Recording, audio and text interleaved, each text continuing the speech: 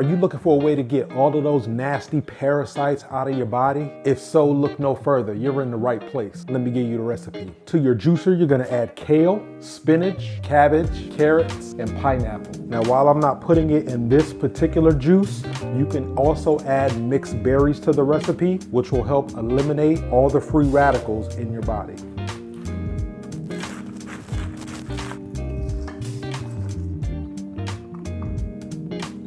Now, as you just saw me do, I'll put all of these ingredients inside the Nama J2 juicer.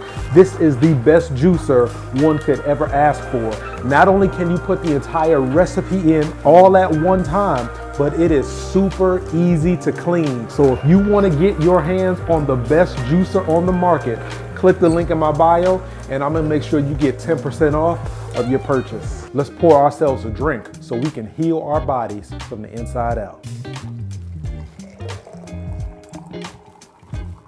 Those nasty parasites don't stand a chance with this juice.